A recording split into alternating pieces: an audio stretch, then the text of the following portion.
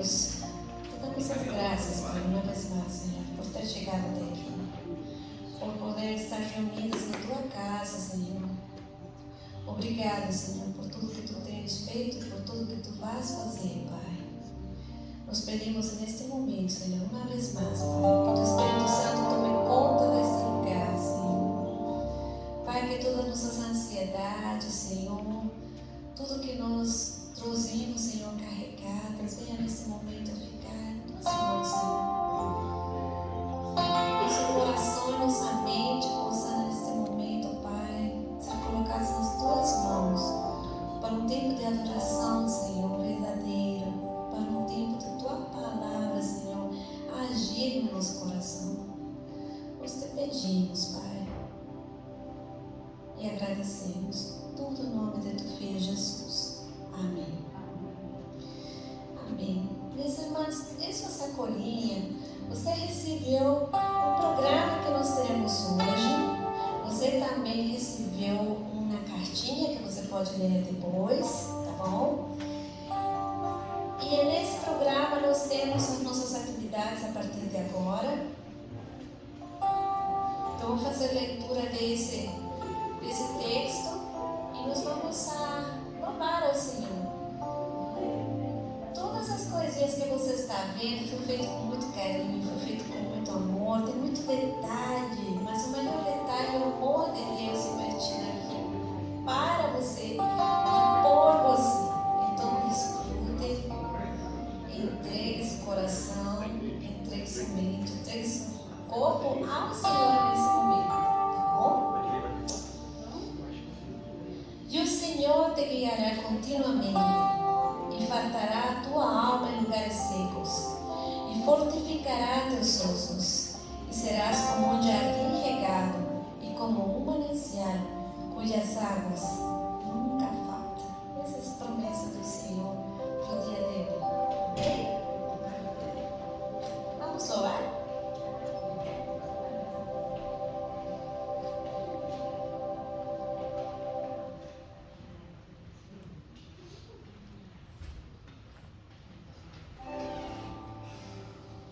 Amém. Bom dia, mulheres. Que alegria estar com vocês nessa manhã tão especial da nossa conferência. Eu vou convidar vocês a se colocarem de pé. Nós vamos declarar uma música que fala que o amor de Deus nunca falha, o amor de Deus vai pelas nossas vidas.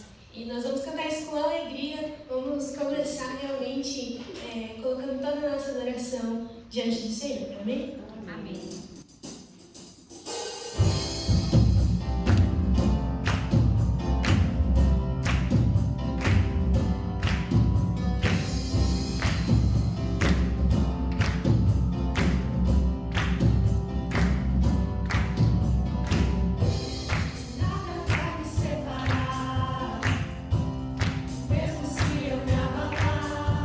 Teu amor não falha.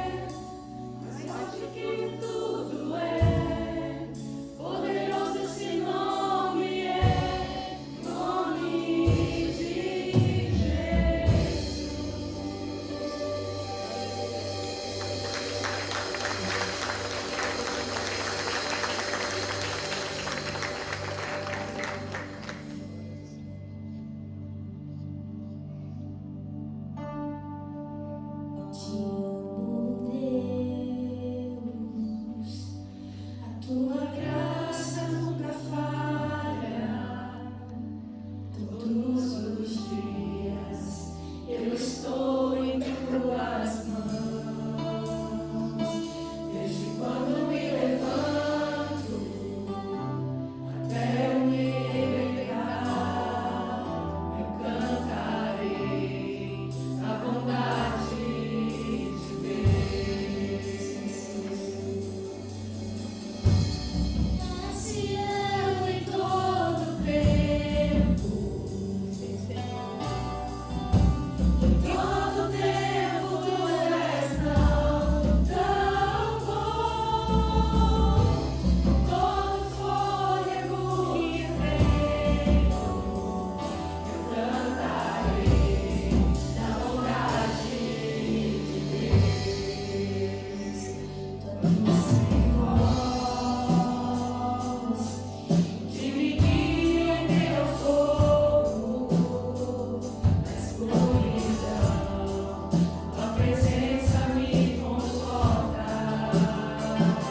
Eu sei que és meu pai, que amigo és, eu vivo na bondade de Deus.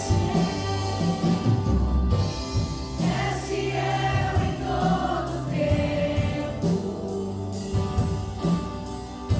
em todo tempo tu és tão bom, todo fôlego que tenho, eu cantarei a bondade de Deus. És fiel em todo tempo, em todo tempo tu és tão bom, todo fôlego que tenho, eu cantarei a bondade de Deus. Bondade que seguirá, Senhor. Bondade que seguirá, Senhor. Me rendo a ti, como meu ser, me rendo tudo a ti. Bondade que seguirá, Senhor. Bondade me seguirá, Senhor. A bondade me seguirá, Senhor. Eu me rendo a ti, como meu ser, me rendo tudo a ti. A bondade me seguirá, Senhor.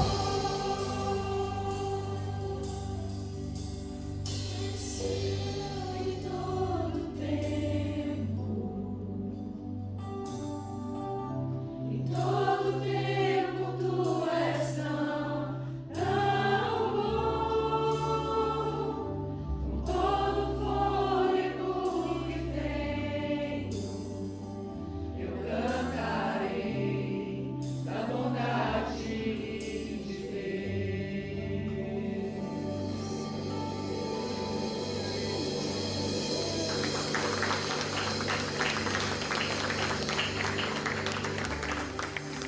Glória a Deus! Vamos a sentar-nos agora.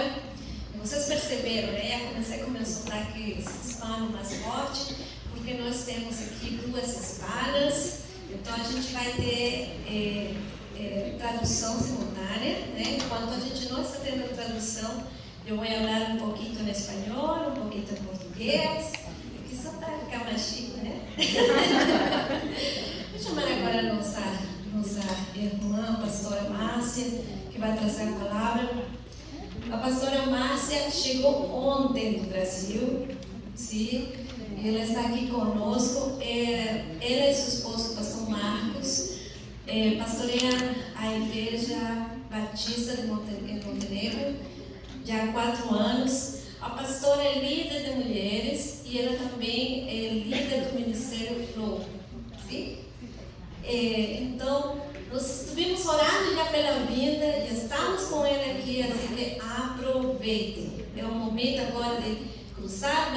olhos e abrir ouvidos. Amém? Amém. Obrigada, pastor Ivete. Prazer estar aqui, uma alegria muito grande estar com as irmãs nessa oportunidade. E agradeço aqui a pastor Ivete, o pastor Rafael, pelo privilégio de poder ministrar aqui e honrar esse púlpito localizado aqui nessa igreja. Então, meu nome é Márcia, né? Sou casada com o Marcos Silva, meu esposo é pastor, nós estamos localizados lá agora na PIB, Primeira Igreja Batista de Montenegro, no Rio Grande do Sul, já vai fazer 4 anos. Aí, ao longo aqui da nossa conversa, eu vou contando um pouquinho da minha história, como é que a gente chegou lá. Eu sou paulista, nasci em Santo André, sou a mãe da Cauana. Quem aqui conhece a Cauana? A Cauana está aqui há quase 6 meses, né? Então, sou a mãe da Cauana e estou aqui também com as meninas da família, né? A Bruna é a minha sobrinha, minha primeira sobrinha. Quem aqui conhece a Bruna? Minha primeira sobrinha, quando a Bruna nasceu, eu tinha 20 anos. E a minha irmã é mais nova que eu, a mãe da Bruna, foi mãe bem jovenzinha, ela tinha 18 anos quando a Bruna nasceu. E nós estávamos ali, né? Então, ajudando a cuidar da Bruna. A Bruna nasceu naquele contexto, meu pai, minha mãe, né? Então, os avós, tanto maternos quanto paternos, a primeira neta dos 2 lados, foi super desejada, super amada, super paparicada. E eu sempre conto para ela, né, que quando ela nasceu eu experimentei um amor tão grande, tão grande, tão grande, que durante um tempo, depois de 6 anos, nasceu meu primeiro filho, que é o Pedro, irmão da Cauana. E eu falei, meu Deus, que amor é esse, né? Amor de tia, essa sobrinha tão linda. Eu falei, será que amor de mãe é maior que esse? Porque eu experimentei um amor assim, muito grande. E hoje, né, eu sei que na verdade eu experimentei um amor por ela, muito parecido com o amor de mãe mesmo. Primeira sobrinha, e eu cuidei muito dela, ajudei bastante a minha irmã. E a gente morre de saudade, né? Mas sabe que ela está aqui junto com o Vitor e a família dela cumprindo um propósito. E eu tenho certeza que vocês estão aqui na mesma condição. Se o Senhor as trouxe para esse lugar, com a família de vocês, e ser estrangeiro não é fácil, não é? Estar em terras estrangeiras não é fácil. Eu digo que tanto não é fácil ficar na Bíblia, né? Ame o estrangeiro, está lá, né? Então não é fácil, é porque quando saímos da nossa casa, da nossa terra e da nossa parentela, vamos ter muitos desafios para enfrentar. Então, eu estou certa que vocês devem estar, né, aí nessa trajetória, enfrentando os desafios por estar numa terra que não é a nossa terra. Mas eu quero apresentar também a minha família. Então aí eu estou com a minha nora, a minha neta. Viemos do Brasil, eu, a minha nora, Camille dá um tchauzinho aí. Aquela bebezinha que vocês viram andando lá no café, minha neta, Maitê. E a mãe da minha nora, a Dorcas, né, minha amiga. Falamos que é a viagem das meninas. Viemos só as meninas e os homens ficaram lá, né? O filho ficou, o marido ficou e o pai da Camila e da minha nora, né? O esposo da Dorcas também ficou. Mas então deixa eu mostrar para vocês a minha família, para a gente ir se familiarizando aqui. Então tá ali meu esposo, a Cauana, né? A Camille, meu filho e a Maitê. Essa foto a gente tirou no Natal do ano passado. A Maitê estava com 5 para 6 meses ali. Acho que tem uma outra fotinho também, para ver um pouquinho mais de perto, né? Ali, o meu filho e a minha nora estavam recém-casados e a gente tirou essa foto para celebrar o aniversário de 18 anos da Cauana. A gente tinha acabado de chegar no Rio Grande do Sul, foi ali o primeiro período da pandemia e ali o meu esposo, Marco. Então, agora vocês já conhecem minha família. Estamos aqui mais íntimos. Eu fico sempre um pouco nervosa no início de qualquer momento em que tenho a incumbência de falar sobre a palavra do Senhor e, junto com isso, falar um pouco da minha vida, contar o meu testemunho para vocês, daquilo que o Senhor tem feito desde que eu me converti. Então, só para contextualizar um pouquinho, eu me converti com 32 anos, né? Então eu não vim de um contexto cristão, protestante, evangélico. O meu pai, ele não se declarava ateu, mas ele era um homem bem cético, né? Meu pai já faleceu, tem 10 anos, se converteu antes de se encontrar com o Senhor. E a minha mãe está no caminho da conversão, mas eu sei que o Senhor tem trabalhado muito no coração da minha mãe. E o meu marido veio de um lar católico, bem católico, tradicionalmente católico, com histórico de padres, né, na família ao longo das gerações, e ele ia ser padre, inclusive. Foi nesse contexto que eu conheci o meu marido, fazendo faculdade de filosofia na PUC, no Paraná. Nós moramos 20 anos em Curitiba, meus filhos nasceram lá, e foi lá que a gente se converteu. Então minha primeira formação foi magistério. Quando eu tinha 14 anos, eu fui fazer magistério, né? Eu fiz 50 anos esse ano, estou casada há 25 anos. Então, o magistério equivalia naquela época a uma faculdade de pedagogia, eram 4 anos de um curso técnico, e eu comecei dando aula em educação infantil, como auxiliar, com 15 anos já. E depois, quando fui fazer a graduação, comecei uma graduação em São Paulo de biologia, mas vi que não era aquilo que eu queria, acabei me mudando para Curitiba e lá eu fui fazer filosofia na PUC. E quando eu cheguei na PUC, eu me deparei com um cenário que era completamente desconhecido para mim, completamente desconhecido. Eu não conhecia esse contexto católico, de como é que era a formação de um padre. E lá na PUC eu descobri que para ser padre você faz primeiro filosofia, depois você faz teologia. Então eu caí de paraquedas numa sala de aula em que tinham 60 seminaristas da Igreja Católica, 60, e 5 mulheres. Eu era lá uma das 5. Entre essas 5 tinha uma freira e outras 3 normalzinhas, assim como eu, né? E estávamos lá no meio daquele contexto todo.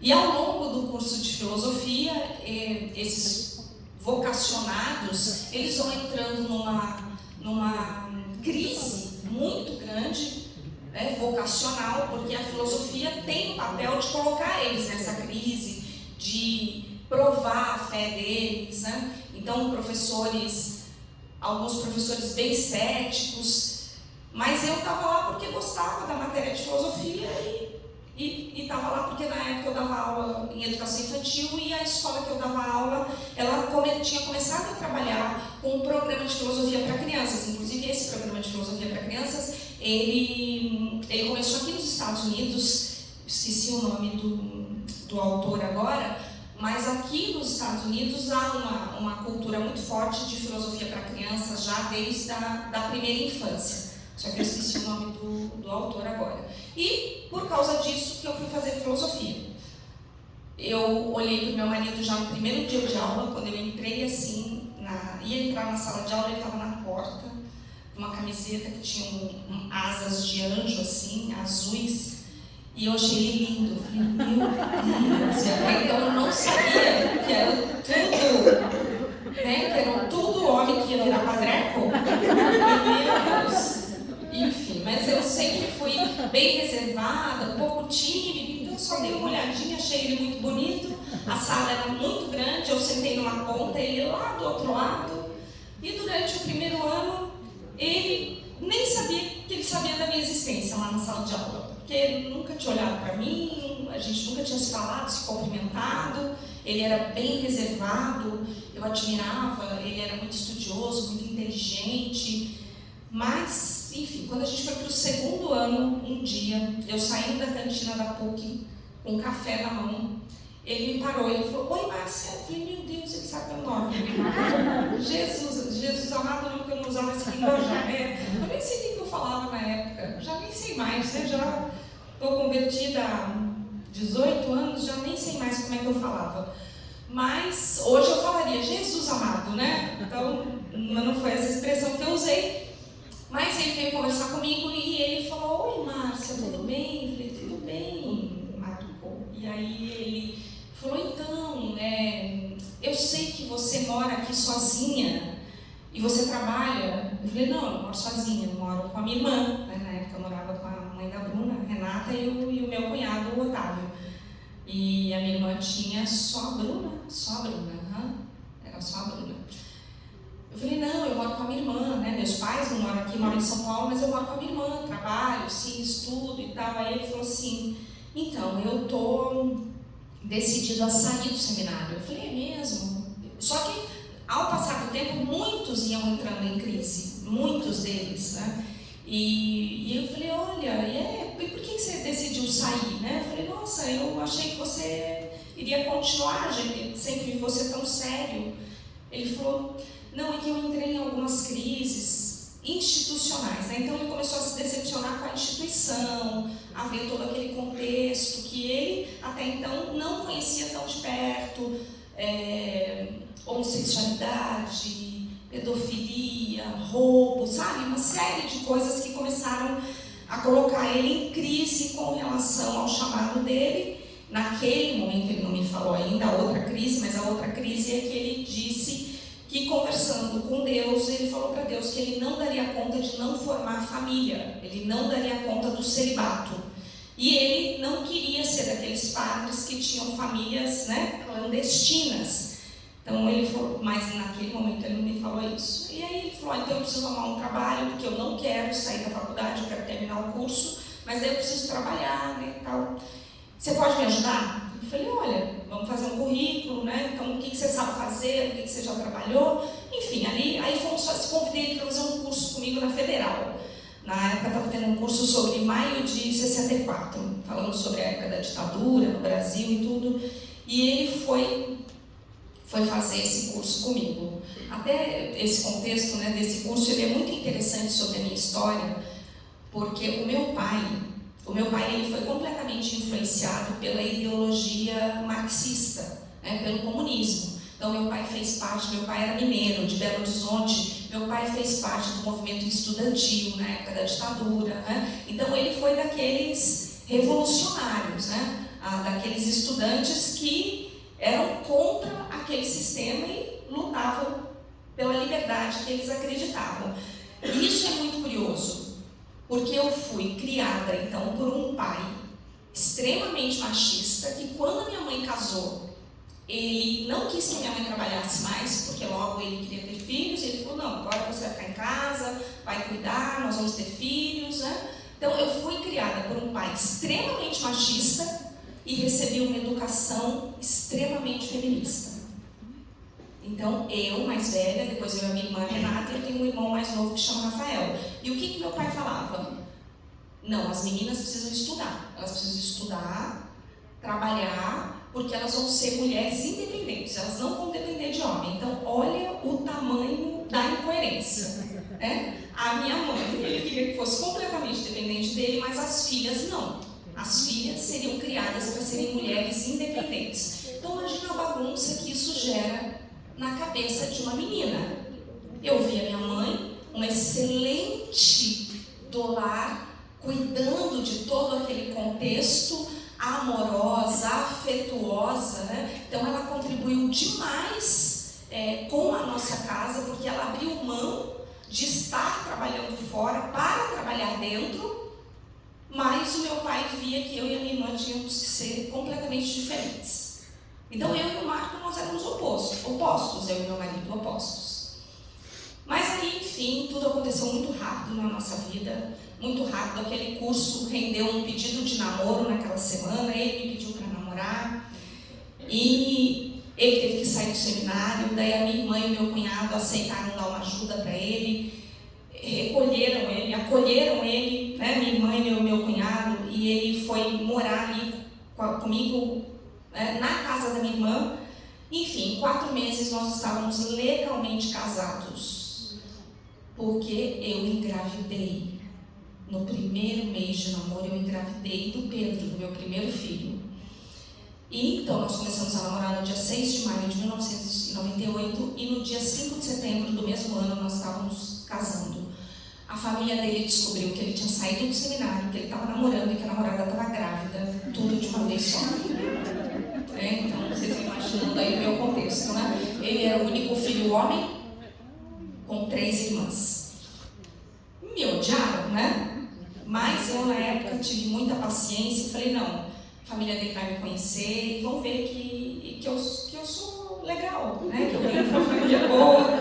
E na época ainda estava passando aquela minissérie Hilda Furacão, né? Ana Paula Arósio e o Padre, o Rodrigo Santoro. Então imagina qual virou o meu apelido na faculdade, né? Aquela que tirou o quadreco do caminho. Mas o meu marido sempre teve uma vocação e um chamado muito marcado, né? E aí vocês vão entender como é que foi acontecendo com a nossa vida ao longo do tempo. E esse tema, de volta ao jardim, ele tem tudo a ver com aquilo que Deus começou a fazer na minha vida diante de um contexto tão difícil, tão desafiador, a partir da conversão. Nós nos convertemos já casados, então a Cauana tinha 1 ano e meio e o Pedro, meu filho, 6 anos, quando nós fomos convidados para estar numa igreja evangélica, lá na Igreja Batista da Alameda, em Curitiba. Foi lá que nós nos convertemos, no pastoreio do pastor Sebastião, um pastor que tinha recém-chegado do Rio de Janeiro para Curitiba, com a esposa, com a família, para pastorear aquela igreja. Eu estava num quadro de uma depressão muito profunda, muito profunda, e nesse contexto nós nos convertemos de uma forma muito intensa. 6 meses depois já estávamos sendo batizados, indo às águas e iniciando toda uma trajetória nova. E teve algo que marcou a minha conversão. Nós estávamos num retiro, foi nesse retiro que a gente se converteu, depois que recebemos uma visita pastoral lá na nossa casa, e a gente decidiu ir nesse retiro, que era um período de carnaval, no ano de 2005, em janeiro de 2005, finalzinho de janeiro de 2005. Naquele ano o carnaval foi bem cedinho, ali na primeira semana pegando os últimos dias de janeiro, primeira semana de fevereiro. E lá nós estávamos num momento ouvindo um louvor. Eu nunca tinha ouvido louvores, eu nunca tinha ouvido uma pregação de um pastor, eu nunca tinha tido contato com esse contexto. E ali dentro daquele contexto, nós ouvimos uma música que dizia assim: leva-me além. Eu estava com a Cauana, pequenininha, na porta assim do salão, do espaço que acontecia o culto, e meu marido estava dentro com o Pedro, nosso filho.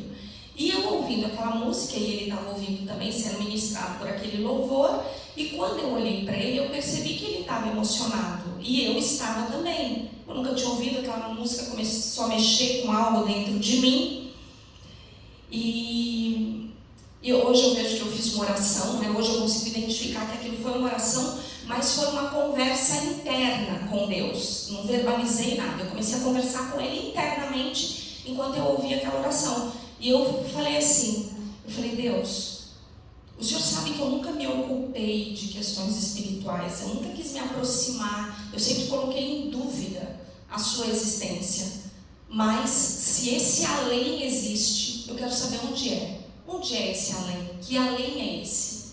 Na filosofia tem um ensinamento muito interessante. A primeira lição da filosofia é que o que importam não são as respostas. O mais importante são as perguntas que você faz. A pergunta, ela tem uma importância maior para aquilo que você deseja descobrir. Então eu estava acostumada a fazer perguntas. E hoje eu entendo cada vez mais o quanto isso é importante no nosso relacionamento com Deus. As perguntas que você faz para Ele, para que Ele possa te responder.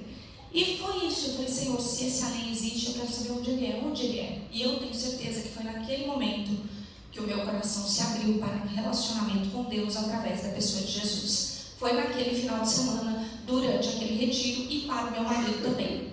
Então foi de forma muito intensa. Perguntas, eu fiz perguntas do tipo assim para as pessoas que estavam naquele retiro. Todo mundo que está aqui vai à igreja? Todo mundo vai? Quais são os dias? Então perguntas assim de quem é completamente leiga naquele contexto, que não conhece, né, aquele contexto. Eu lembro que quando a gente estava lá tomando café, eu estava tomando café no retiro, a gente não sabia nada, caiu de paraquedas naquele retiro. E o meu marido falou, a gente foi para descansar, olha que loucura. A gente estava passando por um momento muito difícil, eu com uma depressão profunda, a gente estava passando por um momento muito difícil no nosso negócio próprio em Curitiba, e a gente foi para aquele retiro para descansar. Eu nunca tinha ido ao retiro, O Marco já conhecia um pouco por causa da igreja católica, ele conhecia. Ele falou, não, Márcia, um retiro é para a gente descansar. E daí quando eu fui tomar café com a Cauana, eu perguntei para uma pessoa que estava lá tomando café, eu falei assim, o que vai acontecer aqui agora? Não, eles não entregaram uma programação assim para a gente, então a gente não sabia, né? Era uma igreja pequena. E como isso é importante? Gente, vocês não têm noção do quanto isso é importante. Então a gente não tinha em mãos, né, uma programação. Então eu falo que a gente caiu de paraquedas. E aí eu perguntei, né, para a pessoa que estava lá no café, eu falei, escuta, até que horas vai o café da manhã? Ela olhou para mim, como que diz, meu Deus, de onde veio esse serão? Ela, olha, o café daqui a pouco acaba, né?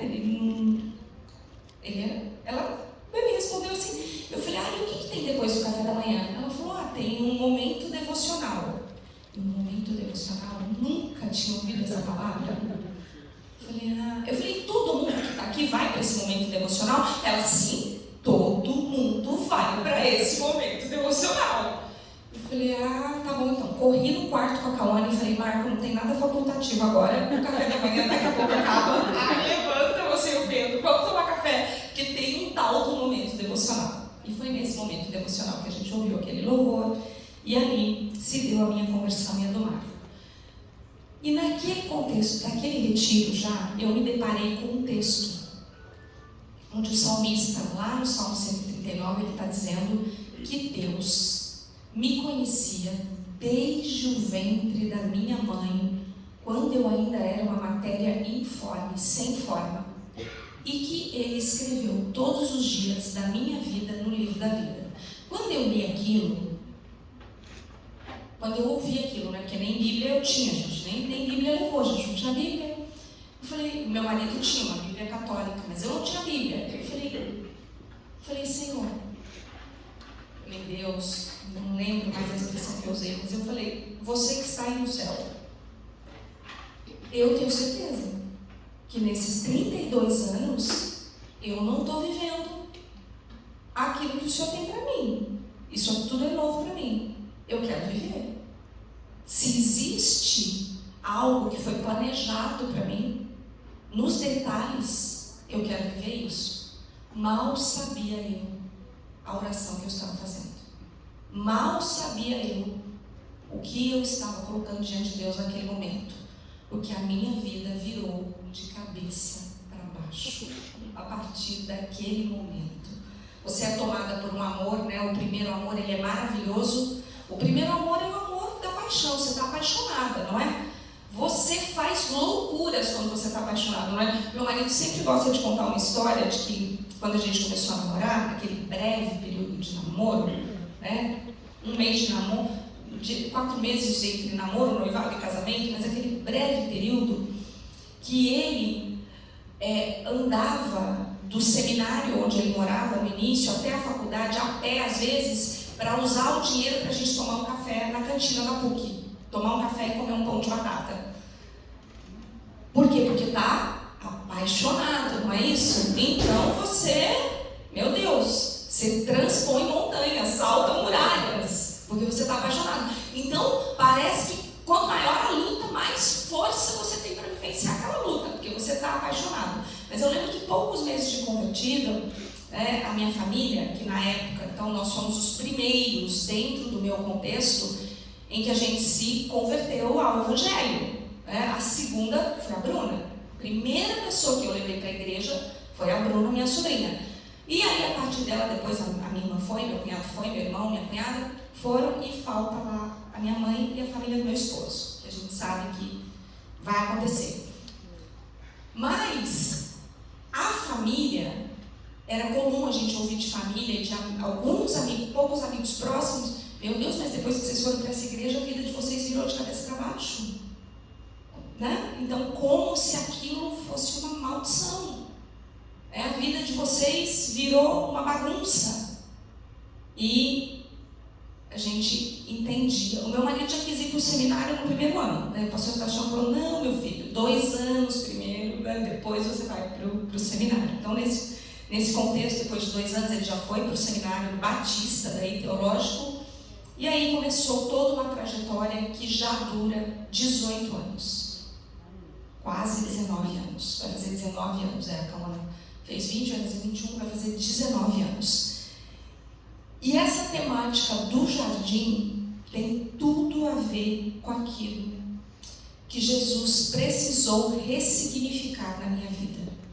Eu tive que voltar para vários lugares, então, para poder viver aquilo que Deus tinha planejado para mim desde a fundação do mundo.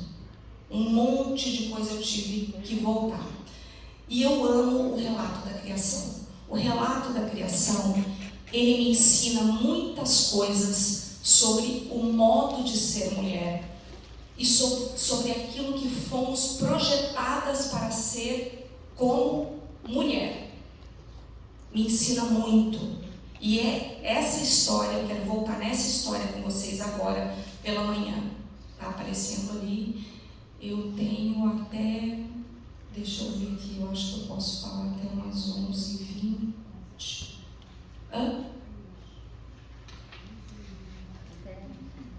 Deixa eu só, isso, até 11h40, daí a gente começa o trabalho com os grupos, né, Denise? É isso? Então tá, então vamos lá.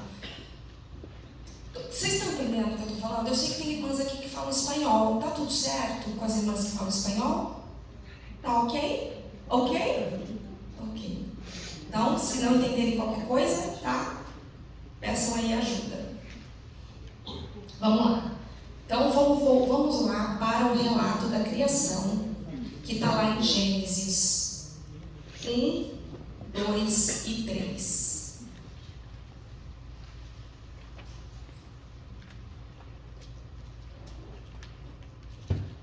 Vou usar minha Bíblia do celular aqui. Então, Gênesis 1 começa Deus contando, né, através dessa palavra inspirada, como é que ele criou o mundo, como é que ele criou tudo que hoje existe. Ele começa a falar sobre um lugar para morar. Então, ele criou um lugar para morar. Ele começa a descrever esse lugar, as características desse lugar, como é que ele foi fazendo. No princípio, Deus criou os céus e a terra. Ele diz que a terra era sem forma e vazia. Trevas cobriam a face do abismo e o Espírito de Deus se movia sobre a face das águas. Disse Deus, haja luz e houve luz. E esse relato da criação deixa claro para a gente que Deus não estava sozinho quando ele começou a criar o mundo. Lá estava a Trindade, Deus Pai, Filho e Espírito Santo. Quando a gente vai lá para João 1, começa sinalizando que Jesus estava presente na criação do mundo. E o Verbo se fez carne e habitou entre nós. Então a Bíblia toda, ela vai mostrando para a gente, ela tem como objetivo mostrar para a gente como é que Deus criou as coisas e a forma como ele interagia na plenitude de quem Deus é. Deus Pai, Deus Filho e Deus Espírito Santo. E teve uma coisa que fez muito sentido para mim depois da conversão. Porque antes da conversão, a Bíblia sempre foi o livro de cabeceira do meu marido, sempre. Ele sempre lia a Bíblia praticamente todos os dias antes de dormir. E ele lia para mim. E eu dizia para ele assim, Marco, eu não consigo entender a Bíblia. Né? Então, numa época até de um certo deboche, eu dizia assim, Marco, a impressão que eu tenho é que a Bíblia não serve nem para livro de história, porque não tem uma ordem cronológica, é muito difícil. Então aquilo não fazia sentido nenhum para mim. Mas depois que você se converte, você começa a interagir com essa palavra, você vai entender que as coisas espirituais, elas se discernem espiritualmente.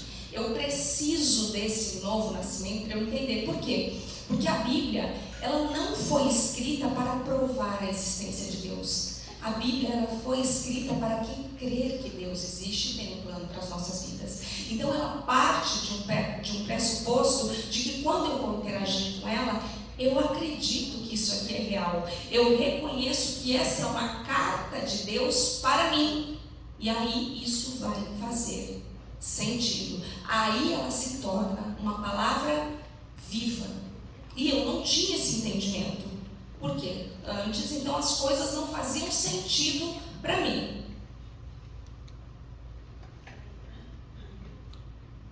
Então, quando a gente começa lá em Gênesis, você precisa crer que tudo isso é real, que é a forma como Deus fez as coisas. Está escrito aqui. Se eu deixo de crer em alguma coisa que está aqui, eu vou começar a colocar em dúvida várias outras coisas que Deus está querendo comunicar comigo.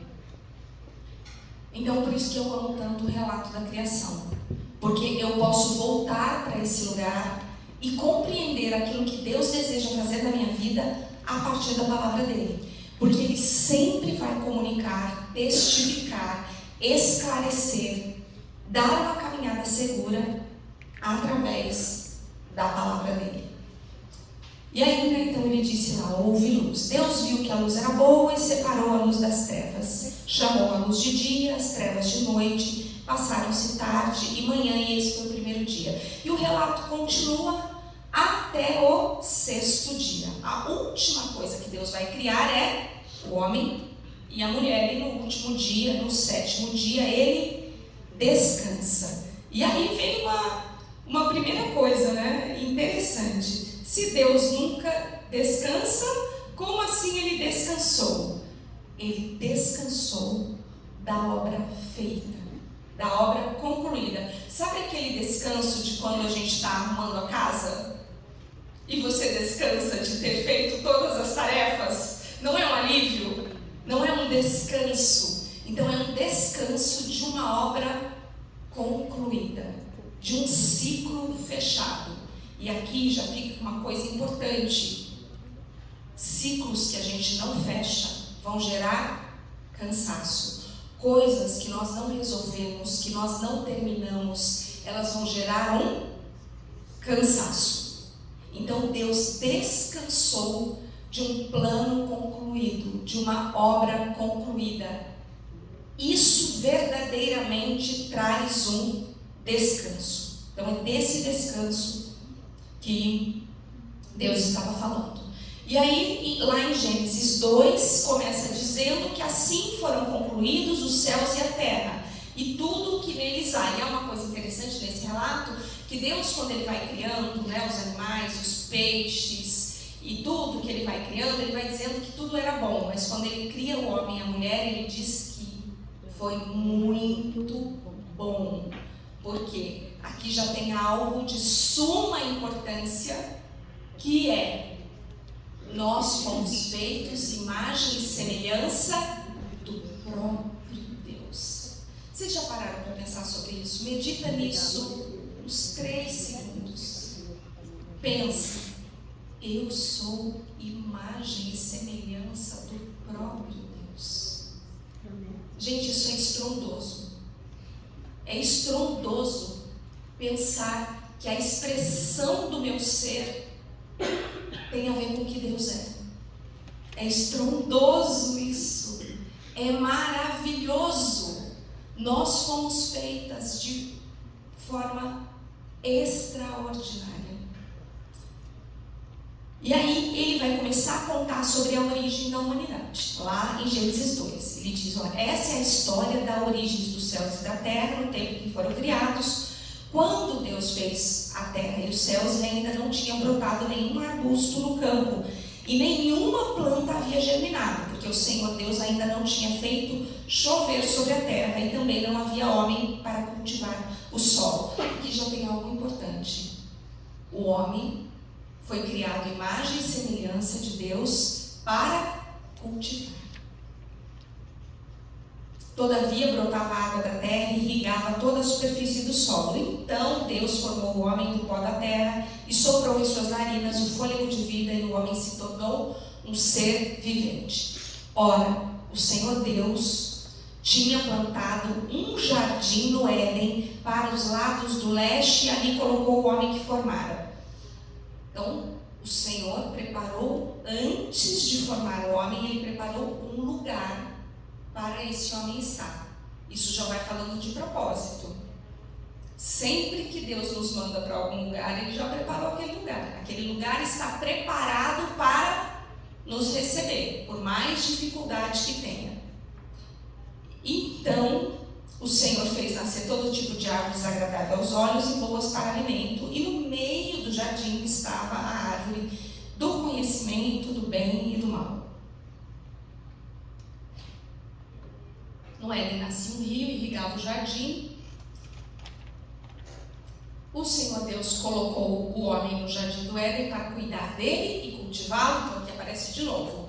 Tem um texto na palavra que diz assim, que quando Deus diz uma coisa pela segunda vez, você pode ter certeza que é Ele falando. Se o Senhor diz algo para você e Ele repete a mesma coisa num outro contexto, de uma outra forma, você pode ter certeza que é Ele que está falando.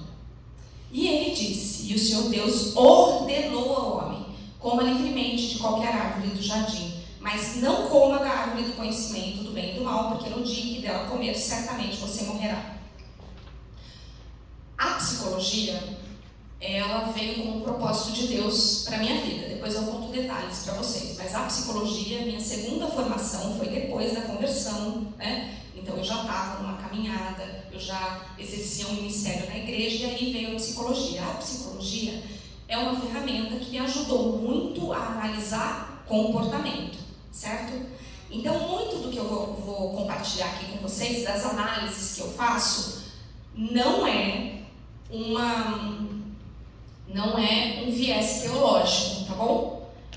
É psicológico, é análise de comportamento, ok? Então, eu não vou estar falando, eu não tenho formação em teologia. Minha formação é filosofia e psicologia, mas eu estudo bastante, né? Aí recorro ao meu marido, né? Que é filosofia, no caso dele é filosofia e teologia, e ele me ajuda bastante. Mas eu gosto muito de analisar comportamento, porque quando a gente analisa comportamento, o comportamento me revela tanto naquilo que eu posso errar e me comunica assertividade. Então, muito do que eu vou compartilhar com vocês é uma análise de comportamento, ok? Sobre, principalmente, essa mulher. Mas tem uma coisa interessante aqui, é que Gênesis 2 relata, então, como Deus criou a humanidade, e aqui ele está conversando com quem? Ele está conversando com o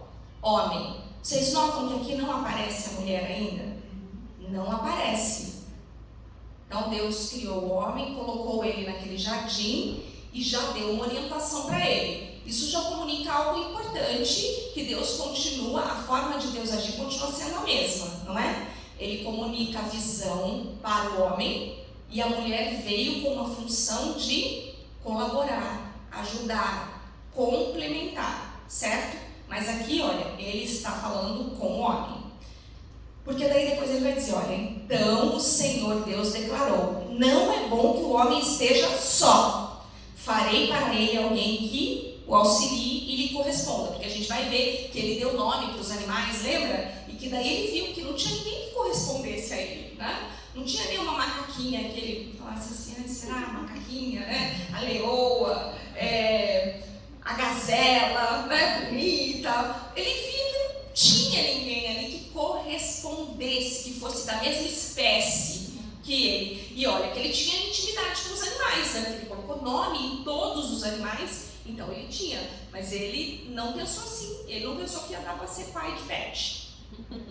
Não, ele não imaginou, ele não chegou nesse nível. E aí, né, assim deu, né, o homem deu nome a todos os animais e tal. Então o Senhor Deus fez o homem cair em profundo sono, e enquanto este dormia, tirou-lhe uma das costelas, fechando o lugar com carne. Aí aquele ensinamento que a gente recebe, né, a costela lado a lado, né? A mulher não foi feita numa condição de subserviência. A submissão não significa isso. Submissão significa estar debaixo de uma mesma missão, caminhar lado a lado. Senão Deus teria tirado outra coisa, né? Mas ele tirou ali uma costela, e daquela costela ele fez a mulher. E aí, quando ele vê a mulher, ele se espanta. Eu estou imaginando aquele homem diante daquela mulher linda, gente. maravilhosa, perfeita, sem nenhuma celulite, nenhuma ruga, porque ela já nasceu adulta, né? Ela já nasceu pronta, mulher. Ele era um homem pronto, inteiro, e ela uma mulher pronta. E ele olhou, essa sim, osso dos meus ossos e carne da minha carne. E curiosa essa declaração que o homem faz, né? Como é que ele já sabia que ela tinha sido feita a partir do osso dele? Será que ficou uma dorzinha ali? Será que... Mas ele faz essa declaração. Osso dos meus ossos, carne da minha carne. Ali já mostrando aquilo que nós vamos saber depois, de que homem e mulher foram criados para se tornarem um e viver essa complementariedade. Ela será chamada mulher, porque do homem foi tirada. Por essa razão, o homem deixará pai e mãe e se unirá à sua mulher, e eles se tornarão uma só carne. O homem e sua mulher viviam nus e não sentiam vergonha. Então, mais um comportamento aqui. Eles viviam nus e não tinham vergonha. Não havia problema com aquela nudez. Gente, e Deus faz as coisas tão perfeitas. Deus, ele fez a mulher de uma maneira tão especial, a complementariedade no reino, ela é tão especial, ela é tão fundamental, que a mulher foi feita a partir do homem, mas toda a humanidade passa a existir a partir da mulher. É claro, sem o homem não é possível, sem o esperma, mas você vê, né? O homem gerou vida para aquela primeira mulher, e a mulher passa a gerar vida. Então, a forma como Deus faz as coisas, e é isso que nós mulheres precisamos entender, nos coloca num lugar de muita importância. Muita importância. Nós não fomos feitas menos importantes que o homem. E isso é importantíssimo para que a gente possa exercer bem o nosso papel. E aí, em Gênesis 3, já vem o relato da queda. Ora, a serpente era o mais astuto de todos os animais selvagens que o Senhor Deus tinha feito. E ela perguntou à mulher. Aqui começa, né? Aqui começa a sutileza. E ela faz o que para a mulher? Uma pergunta. Ela não começa afirmando nada. Ela faz uma pergunta. Ela começa com uma sondagem. Foi isso mesmo que Deus diz? Não comam de nenhum dos frutos das árvores do jardim? Respondeu a mulher à serpente: podemos comer do fruto das árvores do jardim. Mas Deus disse: não comam do fruto da árvore que está no meio do jardim, nem toquem nele, do contrário vocês morrerão. Quando a gente, vamos lá, para Deus, conversando com o homem, conversando com Adão, e dizendo para ele sobre tudo que ele tinha criado no jardim, que tudo estava disponível para o desfrute. Ele diz assim: coma de todas as árvores que estão no jardim, só não coma da árvore que está no meio do jardim, pois no dia que você dela comer, você morrerá. Ele não disse para não tocar, certo? Então guardem isso que eu quero, vou fazer aqui uma análise de comportamento, tá bom? Do que eu entendo que pode ter começado a ter ruído no jardim. Primeiro o ruído começou com a serpente, certo? Gente, por que será? Uma vez eu estava conversando com Deus e eu falei: por que será que a serpente não foi fazer essa proposta, não foi conversar com o homem? Por que a serpente escolheu a mulher? O diabo, ele fica observando, certo? Lembra? Quando ele estava à direita de Deus, ele era um anjo de alto escalão. Ele tinha intimidade, ele era anjo que tinha intimidade com Deus, que via tudo que Deus estava fazendo. Então, ele sabia dos planos, certo? Ele conhecia, ele sabia quem Deus era. Ele sabia de que forma nós iríamos expressar essa imagem, semelhança e essa existência. Porque, gente, se essa serpente tivesse ido conversar com o homem, sinceramente, gente, esse homem tinha dado uma bicuda nessa serpente e colocado ela para fora do jardim. Ele não ia ter dado nem ouvido. Ele ia sair correndo com aquela serpente de lá. Mas a mulher é curiosa, afetuosa, acolhedora, não é? Nós somos responsáveis por nutrir o lar. E aí você quer ouvir as histórias. Você quer ouvir as histórias. E ali ela começou a ouvir, então, aquela história. E ela disse, a serpente disse para a mulher: certamente vocês não morrerão. Deus sabe que no dia em que dele comerem, seus olhos se abrirão e vocês serão como Deus. Serão conhecedores do bem e do mal. Até então, Adão e Eva só conheciam o bem. Aqui a serpente não estava mentindo. O diabo continua agindo da mesma forma. Ele mistura mentira com verdade. E isso é engano. Tanto que ele fez isso com Jesus. Lembra? Jesus, 40 dias jejuando. Depois de finalizar aqueles 40 dias, ele foi lá tentar Jesus, e ele usa o quê? A própria palavra de Deus para tentar Jesus. Então ele mistura sempre mentira com verdade. E se tem 0,1% de mentira, aquilo é mentira. Então o engano dele continua sendo sutil até hoje. Quando a mulher, e aí o que começa a acontecer com a mulher? Quando ela viu que a árvore parecia agradável ao paladar, era atraente aos olhos e desejável. O que o diabo conseguiu colocar na mente daquela mulher?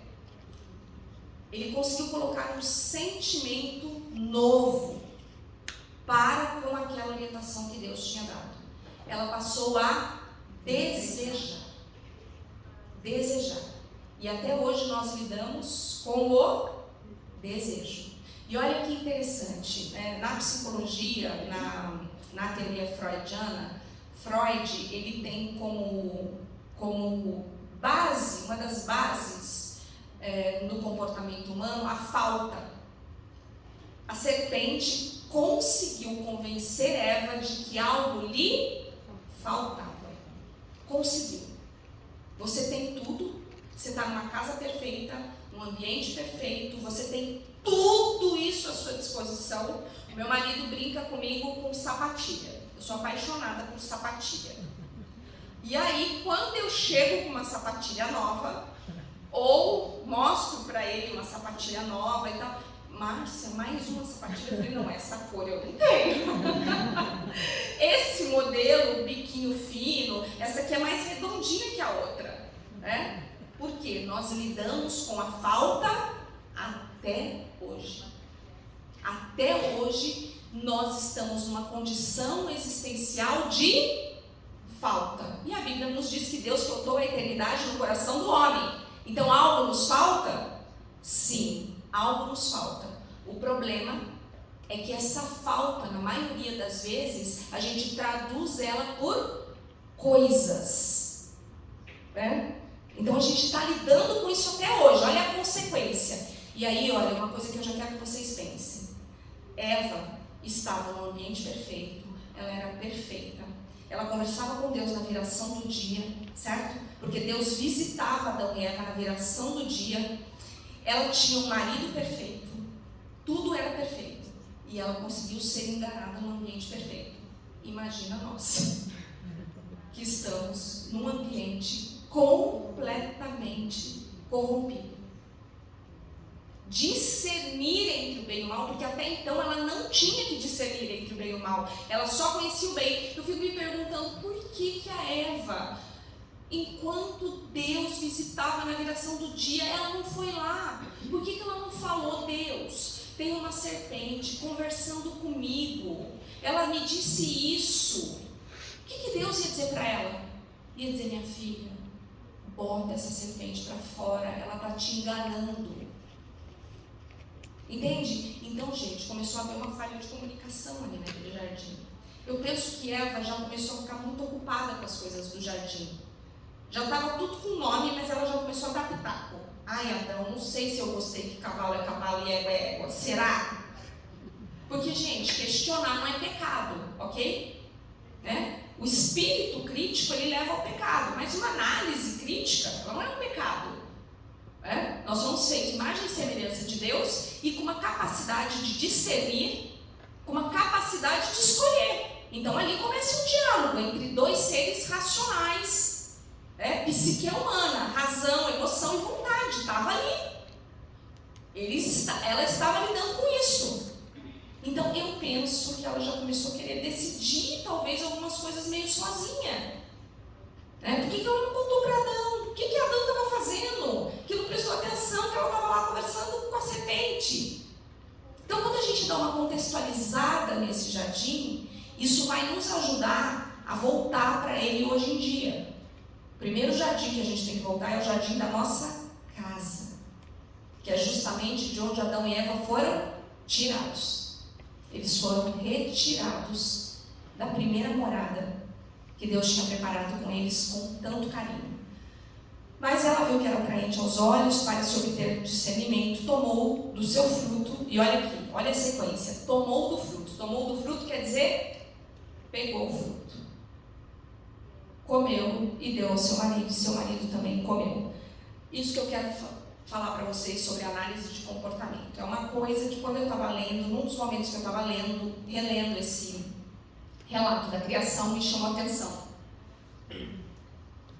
Por que Eva falou para a serpente que não podia nem tocar, se não foi isso que Deus disse? Deus disse que não podia comer. Aí a análise de comportamento é a seguinte: eu penso que Adão que teve que comunicar isso para Eva, ok? Porque Eva foi criada depois. Então ele chegou para Eva, linda, maravilhosa, Eva, tá vendo? Tudo isso aqui é nosso. Tudo isso aqui a gente pode usufruir, comer. Olha que jardim maravilhoso, que casa linda, impecável. Tem todos os utensílios que a gente precisa. Tem ouro dentro dos rios, tem diamante, tem pedras preciosas. O lugar é riquíssimo. Riquíssimos. Eles já nasceram mega milionários, bilionários.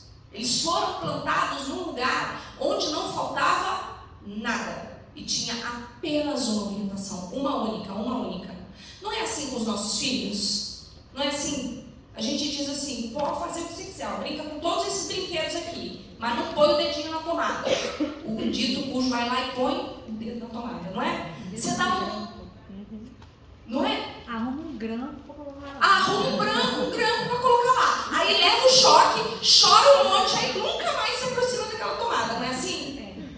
A curiosidade. Então ela faz parte, a curiosidade, ela faz parte do nosso relacionamento com Deus. A questão é que nós precisamos levar essa curiosidade para esse relacionamento com Deus. Mas às vezes a gente leva a curiosidade para uma amiga, para o chefe, para o marido, para um monte de gente, mas a gente não leva a curiosidade para Deus. A gente não faz as perguntas para Ele. E nós precisamos aprender a perguntar para Ele. E aí, eu creio que Adão falou assim, né? Então é só uma análise de comportamento, tá bom? Creio que Adão falou assim para ela, Eva, só que tá vendo aquela árvore ali? Que tá ali no meio do jardim, você tá vendo? Ela tá ali, ó, pronto, ó, aquela. A gente não pode nem chegar perto, nem tocar, nem comer. Porque da onde que ela tirou que não podia tocar? Minha análise. Então, para mim, o que a Eva fez? Ela tocou. Não aconteceu nada, ela não morreu. Aí ela realmente começou a questionar que Deus tinha mentido para eles e ela começa a acreditar que quem estava falando a verdade é a serpente. Então ela tocou, não morreu, ela falou, bem, não morri, vou comer. Faz sentido? Pode ser que já estava havendo um probleminha de comunicação ali no jardim, entende? Porque, gente, esse homem e essa mulher, eles dariam continuidade à humanidade, certo? Mas eles foram feitos para interagir, eles foram feitos com inteligência plena. A questão é que certamente Deus esperava. Quando Deus nos dá um livre-arbítrio, eu creio que é como o salmista nos diz, das tuas próprias mãos te damos. Deus nos deu algo que Ele espera que a gente devolva para Ele. Eu, nas minhas orações, já falei para Deus várias vezes, Senhor, não quero livre-arbítrio, tira, pode tirar, tira, não quero ter que escolher, não quero, eu dou ao Senhor todo o direito de escolher, não quero, tira isso. E Deus diz, minha filha, eu não posso tirar, porque isso faz parte de quem você é, mas eu gostaria muito que você me perguntasse antes de tomar qualquer decisão. Então, o propósito original continua sendo o mesmo. O que Deus espera é que a gente pergunte, é que a gente interaja com Ele na tomada de decisão para poder cumprir esse propósito, então, que é eterno. Então, ali a coisa começa a desandar. E desanda feio, né? Porque daí o que acontece? O homem também comeu, os olhos dos dois se abriram, perceberam que estavam nus. Isso quer dizer o quê? Já começaram a discernir entre o mal. Sentiram vergonha. Então juntaram folhas de figueira para se cobrir. Ouvindo o homem e a sua mulher os passos do Senhor Deus que andava pelo jardim quando soprava a brisa do dia, esconderam-se da presença do Senhor Deus entre as árvores do jardim. Ali, diante da vergonha, o que a gente faz quando a gente está com vergonha? A gente se esconde. E a gente continua fazendo isso até hoje, não é? A gente continua se escondendo até hoje. Mas o Senhor Deus chamou o homem perguntando: onde está você? E lá, Deus sabia de tudo, né? Viu que Eva tinha dado ouvido para a serpente e tudo, mas ele chama o homem. Onde você está? E ele respondeu: ouvi seus passos e fiquei com medo, porque estava nu, por isso me escondi. Então aqui aparece o medo, um outro comportamento. A base de segurança e pertencimento foi completamente danificada.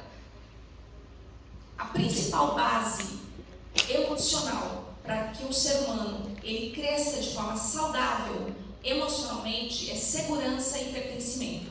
Aqui a segurança é completamente danificada. É quando Deus tem que tirar eles do jardim. O pertencimento é uma estrutura que fica completamente desfeita naquele momento. E Deus perguntou: quem disse que você estava nu? Você comeu do fruto da árvore da qual eu proibi de comer? Deus responsabilizando o homem. Aí o homem vai lá e responsabiliza a mulher, né? Ai meu Deus, ele estava tão apaixonado, tudo perfeito. Aí ele já diz: foi essa companheira aí que o senhor deu, né? Ela que me deu do fruto e eu comi. E aí eu pergunto: e onde é que você estava? Que não protegeu essa mulher lá no jardim? Onde é que você estava? Que também não conversou com ela a respeito disso, que não falou: vamos perguntar para Deus primeiro. Então há uma corresponsabilidade. E aqui você vê Deus falando sobre essa corresponsabilidade. E o Senhor Deus perguntou então à mulher: o que foi que você fez? E ela disse: a serpente que me enganou e eu comi. Então ali ela reconhece que ela foi enganada, né? Mas ela comeu. Então o Senhor declarou, né, a serpente que ela seria maldita entre todos os animais domésticos, que ela rastejaria, que ela poria inimizade entre você e a mulher. Quem é que sai correndo quando vê uma cobra? A não ser alguém que tem alguma coisa, né? Ninguém aqui gosta de... Meu Deus, Deus me livre. E a mulher, ele declarou: multiplicarei grandemente o seu sofrimento na gravidez, com sofrimento você dará à luz filhos. Seu desejo será para o seu marido e ele a dominará. Esse é uma outra coisa que Deus diz, que um dia me intrigou. Seu desejo será para o seu marido e ele a dominará. Eu falei: tá, Senhor, mas os dois se tornaram um. Porque aqui ele está dizendo: seu desejo será para o seu marido, ele coloca isso aqui como uma consequência do pecado, como uma punição. Eu falei: irmão, o meu desejo não é para ser para o meu marido? É isso que eu aprendo, não é? O meu desejo é para ser para o meu marido depois que eu caso. Nós dois nos tornamos um, né? E aí o Espírito Santo falou assim para mim: minha filha, em primeiro lugar você foi feita para me desejar. E por isso que isso vem como uma consequência do pecado. Porque o nosso desejo passa a ser para o marido. E o marido, muitas vezes, ou filho, ou qualquer outra coisa ou pessoa, começa a ocupar o lugar que Deus deveria ocupar para a nossa vida. Porque esse homem e essa mulher, eles foram feitos para desejar ao Senhor. Estar de volta ao jardim implica em reorganizar esse desejo na nossa vida. Só conseguiremos lidar com a falta quando o nosso desejo se voltar completamente para o Senhor. E hoje nós precisamos ser intencionais com relação a isso, senão nós não vamos conseguir. O nosso desejo, ele ficou invertido. E o homem declarou: visto que você deu ouvidos à sua mulher e comeu do fruto da árvore, maldita é a terra por sua causa, e com sofrimento você se alimentará dela todos os dias da sua vida. Ele lhe dará espinhos e ervas daninhas, e você terá que alimentar-se das plantas do campo. Com o suor do seu rosto, você comerá o seu pão, até que volte à terra, visto que dela foi tirado, porque você é pó e ao pó voltará. Eles não morrem imediatamente, mas a partir daquele momento, a possibilidade de vida eterna, naquele momento, ela foi interrompida. Ele vai começar a lidar com o envelhecimento, com a doença, ele começa a morrer a partir daquele momento. O pecado não faz isso com a gente até hoje. O pecado adoece os ossos, não é? O salmista diz isso: pequei contra o Senhor e adoeceram os meus ossos. Adão deu à sua mulher o nome de Eva, pois seria a mãe de toda a humanidade. O Senhor fez roupas de pele e vestiu-os. Então disse: agora o homem se tornou como um de nós, ele conhece o bem e o mal. Aí nós passamos a ter que discernir então entre esse bem e o mal. Não devemos permitir que ele coma também da árvore da vida e por isso viva para sempre, porque viver para sempre naquele contexto seria uma maldição, porque seria uma vida eterna sem Deus. Deus mandou embora do jardim do Éden para cultivar o solo do qual ele foi tirado. Depois de expulsar o homem, colocou querubins, guardando o caminho para a árvore da vida. Aí eu vou voltar lá no 2, tá bom? Então, para a gente poder retomar, o que a gente faz agora? Deu errado, a mulher infelizmente deu ouvidos para a serpente, não é? Nós estamos aqui como consequência disso. Eu não sei vocês, né? Às vezes eu tenho uma amiga minha que ela fala assim: quando eu chegar no céu, eu vou ter uma conversa séria com aquela Eva, né? Em algum momento passa aí pela nossa cabeça, né? Vou ter uma conversa séria. Eu fui obrigada agora a estar aqui, a trabalhar, a ter dores de parto, não é? O meu marido tem que cultivar o solo, então eu trabalho. Adão já trabalhava. O problema não é o trabalho. O homem não foi criado para não trabalhar, mas ele foi criado para ver o quanto o trabalho era prazeroso. Ele foi criado para criar coisas a partir daquilo que foi criado. Com certeza, a inteligência dele seria usada, né, da mesma forma como nós utilizamos hoje, mas a partir de um relacionamento com Deus que não foi interrompido. Mas a notícia é que toda essa história foi ressignificada. A maior ressignificação da história foi a cruz. A cruz, ela ressignifica o nosso acesso a esse Pai, a esse Deus que é perfeito. Então, a morte de Jesus na cruz, tem um pastor que numa das vezes ele estava pregando e ele falou assim: no atestado de óbito de Jesus, né, motivo de morte, está lá escrito Márcia Silva, está escrito Denise, está escrito Bruna, né? O atestado de óbito, qual o motivo da morte de Jesus? Isso fui eu, foi você. Então, Jesus na cruz, ele ressignifica a nossa possibilidade de vida eterna. Só que agora nós lidamos com a incapacidade de discernir. Então, estar de volta nesse jardim é conversar com Deus na viração do dia, para que então a gente possa discernir e fazer a escolha certa para esse tempo, que continua na eternidade. O que vivemos aqui não é apenas para esse tempo. E essa descoberta, para mim, ela foi libertadora. Porque imagina você viver uma vida em que você não sabe o que vai acontecer, em que não há possibilidade, né? E aí, imagina, a minha mente funcionava assim: não, mas o universo, ele é incrivelmente tão grande, o homem não conhece tudo que há no universo. Então eu era muito cética, eu dizia assim: como é que eu vou dizer que alguma coisa existe ou não existe? Então não é que eu não acreditava na existência de Deus, mas eu também não acreditava. E a dúvida, ela é a pior coisa que pode existir, porque na dúvida eu acredito em qualquer coisa, eu vou para qualquer vento de doutrina, eu me ligo a qualquer coisa. Por quê? Porque há um buraco, eu tenho que lidar com essa falta, e de alguma forma eu vou tentar preencher essa falta.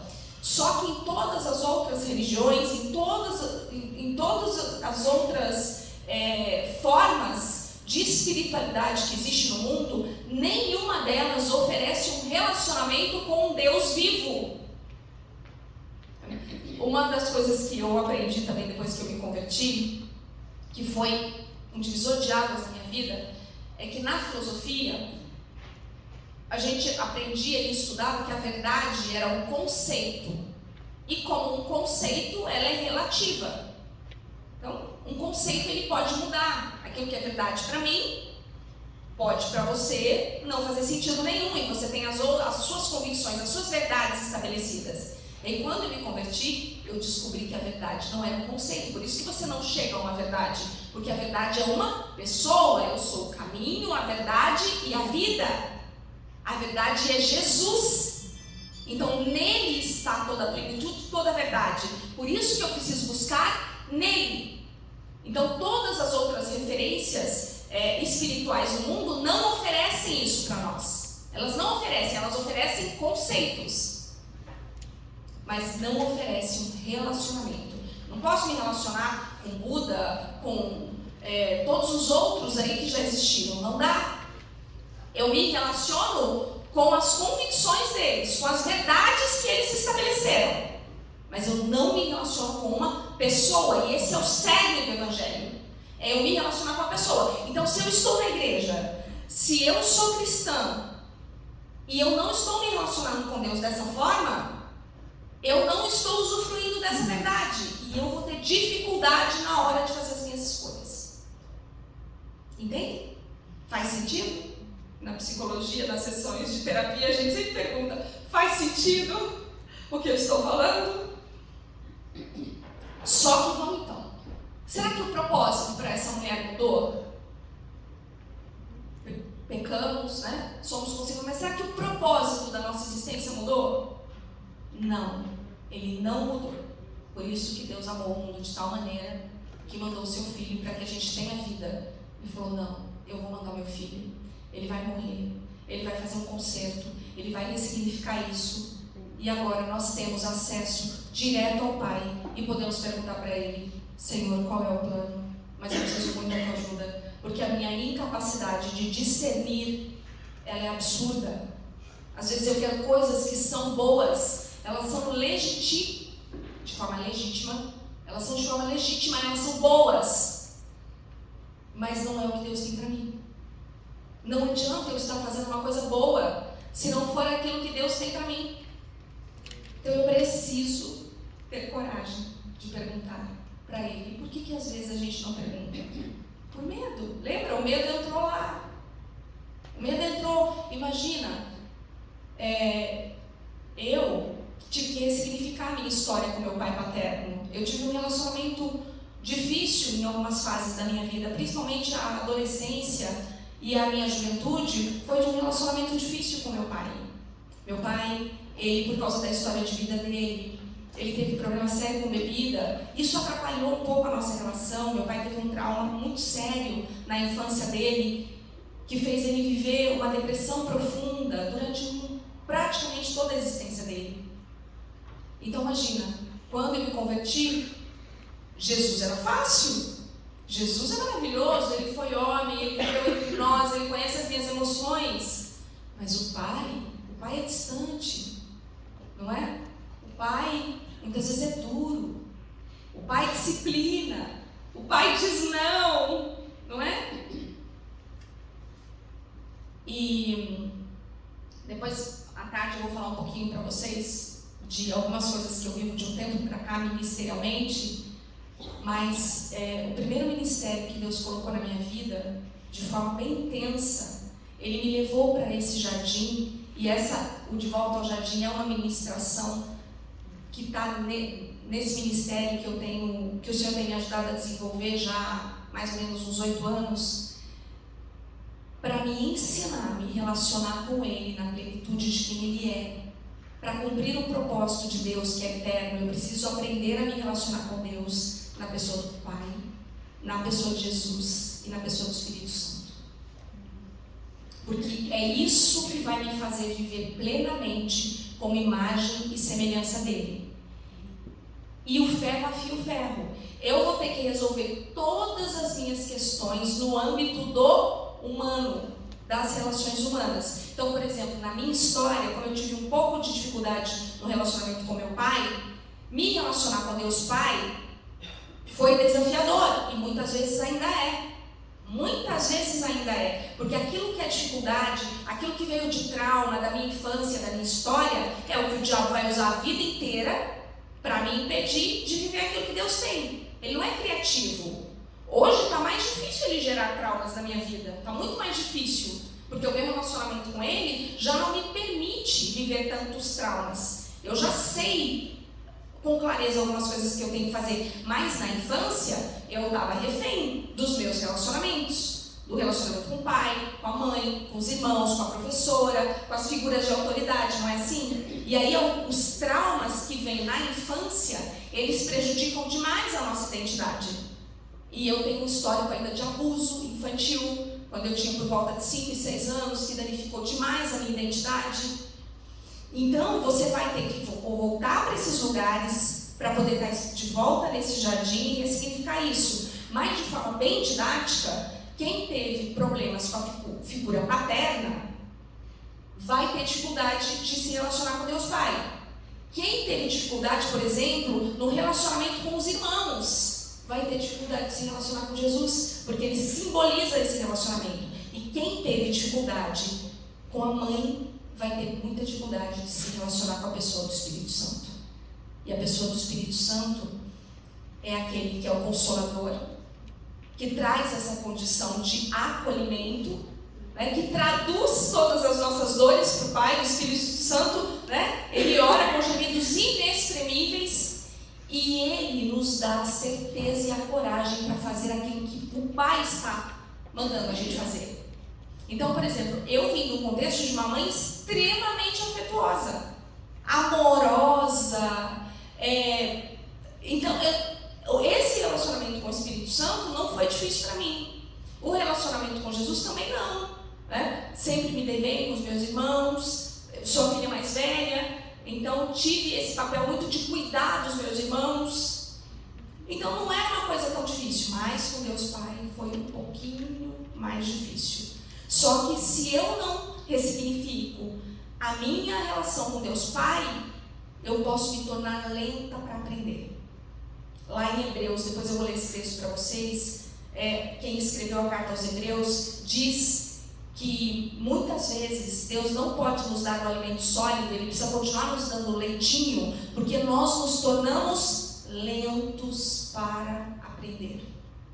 Porque o Pai disciplina, Ele disciplina aquele que Ele ama. Só que depois da queda, tudo isso ficou muito difícil para a gente. E imagina nós hoje, essas mulheres que somos criadas para ser completamente empoderadas, não é? Nós somos criadas para viver as nossas histórias, para inclusive construir as nossas histórias, escrever as nossas próprias histórias e provar que nós podemos. Foi nesse contexto que veio o movimento feminista, né? Não, vamos lá. O feminismo é a vingança do machismo. Mas Deus não criou, não idealizou nem machismo nem feminismo. E aí a gente está nessa descaracterização, tanto do homem quanto da mulher.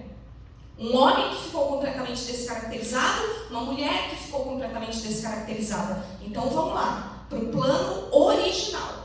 O plano original está lá em Gênesis 2, que é quando Deus diz assim, olha. Aqui. Assim o homem deu nome a todos os rebanhos domésticos, às aves do céu e a todos os animais selvagens. Todavia não se encontrou alguém que lhe auxiliasse e lhe correspondesse. Eu amo. Tem uma tradução que diz que o auxiliasse e fosse complementar. Tem uma das traduções que fala sobre complementariedade. Gente, o que é corresponder? O que é ser complementar? Quer dizer algo que está perfeitamente encaixado, não é isso? Então, a mulher, ela foi criada com o propósito de estar completamente encaixada. E ele diz, né? Ele diz ainda assim. Gênesis 2, esse que eu li sobre corresponder, Gênesis 2, 20. Eu não estou citando aqui os versículos, mas vocês anotem aí no caderninho para vocês retomarem depois. É Gênesis 1, 2 e 3, tá bom? Os capítulos, os 3 primeiros capítulos. Então, para auxiliar e corresponder. Tem versões que diz auxiliadora idônea. O que é uma auxiliadora idônea? Eu gosto dessa palavra também. Idoneidade é um termo muito utilizado no direito. O que é uma pessoa idônea? O que é idoneidade? É alguém que tem capacidade para fazer o que foi incumbida de fazer. Então isso quer dizer o quê? Que Deus, quando projetou a mulher, e Ele disse que ela seria complementar e uma auxiliadora idônea, Ele capacitou a mulher para isso. Ele colocou no DNA da mulher. A mulher tem idoneidade para ajudar. Mas a serpente bagunçou tudo. Então o que a gente faz com a nossa idoneidade? O que acontece com a mulher? Nós não somos, muitas vezes, num comportamento padrão feminino, nós não temos um discernimento, um pouco mais cuidadoso, mais preciso sobre algumas coisas, não é? Eu tenho uma amiga que ela dizia assim, o homem ele tem uma visão de longo alcance, ele enxerga lá longe, né? Lá longe. Esses dias eu estava pensando sobre isso, eu levo muita multa, tá? Em nome de Jesus eu não vou levar nenhuma. O meu marido, e com o Waze, e o meu marido fala assim, Márcia, pelo amor de Deus, o Waze mostra para você que tem radar. Só que às vezes aparece, né, um policial lá que ele está com o radar móvel, né? E quando meu marido está dirigindo, ele tem uma visão de longo alcance. A gente está a 1 quilômetro daquele negócio. Ele falou assim, ó, vai ter policial lá. Não sei. Ele vê, ele consegue saber que vai ter polícia. Então, como é que você sabe? Não, Márcio, olha ali, está sinalizando aqui, o GPS diz, ó, tá esse bonequinho aqui da polícia, não sei o quê. Cara, e eu, meu Deus, fico apavorada, entendeu? Eu chego em cima do negócio, começo a frear absurdamente. Senhor, pelo amor de Deus, deixa eu levar a multa. Mas, porque se estiver perto, eu enxergo. Ele tem uma visão de longo alcance. Uma amiga, ela citava um exemplo assim. Então, o marido, ele está dizendo assim, ele quer aquela meia bege. Márcio, onde é que está a minha meia bege? Você fala assim, está na gaveta do meio, do lado esquerdo, é a terceira meia. Você sabe exatamente onde ela está. Ele vai lá, abre a gaveta. Ele, não sei nem se consegue contar o que é a terceira, a primeira, eu não sei se ele conta o lado esquerdo, eu não sei o que acontece. Eu sei que ele abre, ele mexe todas as meias e ele não acha a meia, certo? Homens. Aí, você fala, não, Márcia, eu não achei essa meia, não está aqui. Você vai lá, abre a gaveta, lado direito, marca, a meia está aqui. Meu Deus, como é que eu não vi? Olhar preciso, né? Então, olha como isso é complementar. Olha como isso é complementar. O problema é que hoje a gente usa isso para querer decidir. E muitas vezes desconstruir a masculinidade do homem. Muitas vezes a gente usa isso para humilhar, não entendendo que a característica dele é diferente da nossa.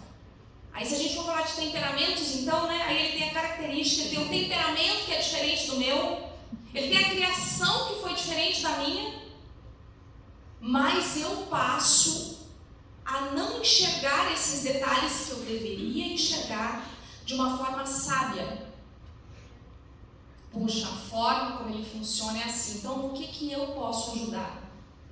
No que eu posso ajudar? Se eu já sei que ele vai ter dificuldade lá de abrir e tal, né? E eu tenho certeza que a meia está lá, eu posso dizer assim para ele, amor, olha só, você tem a visão do super-homem. Você está tão acostumado a ver longe. A tua capacidade de ver longe é tão boa, aquela capacidade que eu não tenho, que quando você abrir a gaveta, se você não fizer um treino para olhar cuidadosamente, você não vai achar. Elogia primeiro, entende? A capacidade que ele tem. Né? Ou então você vai... Olha, esse exemplo foi ótimo. Lívia, você me fez lembrar de um exemplo.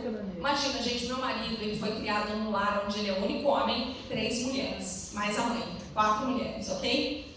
O meu sogro extremamente machista, meu marido teve uma educação extremamente machista, onde ele não fazia nada. As irmãs limpavam a cama, o quarto dele, arrumavam o guarda-roupa, tudo. Ele não foi criado para fazer nada, absolutamente nada. Aí casamos, né? Os dois trabalhando, porque daí se os dois trabalham, os dois têm que colaborar ali serviço da casa, né? Porque daí fica mais justo. E para ele aquilo era extremamente ofensivo. Extremamente ofensivo. Imagina, a gente era novo, jovem, não tinha, né? Não tinha habilidade nenhuma para lidar com aquelas coisas, não tinha sabedoria nenhuma, porque eu também não fui criada para cuidar da casa. O meu pai não queria que a minha mãe deixasse a gente arrumar a casa, lavar a louça. A gente até aprendeu, eu sabia cozinhar quando eu casei. Então imagina, deu ruim, né? Deu muito ruim. Eu falava, não, eu faço, mas você tem que me ajudar. Então, durante muito tempo, durante muitos anos, mesmo depois da conversão, eu falei, não, agora se converteu, esse agora vai mudar, né? Vai amadurecer, vai começar a arrumar casa, vai começar a me ajudar. E era sempre um estresse. Era sempre um estresse. Porque eu esperava o copinho encher, aí até que ele entornava. Era sempre um estresse. Até que um dia eu estava muito brava, mas daí eu não briguei com ele. Falei, bem, hoje se eu brigar vai dar ruim. Não é melhor? É melhor ir orar. É melhor ir orar. E ali eu falei para Deus, Senhor, ele é injusto isso. Tudo bem que ele não aprendeu, mas agora ele é adulto, ele tem que aprender. Olha, os nossos filhos estão crescendo, né, e tal, não sei o quê. E aí, o Espírito Santo falou assim para mim, eu já estava na faculdade de psicologia, então eu estava aprendendo muito sobre comportamento, né, sobre mudança de comportamento, e mudança de comportamento, eu vou falar um pouco mais disso à tarde, envolve 3 etapas. Para você mudar, você passa por consciência, aprendizado e mudança. Você não vai mudar nada que não esteja na tua consciência, nada.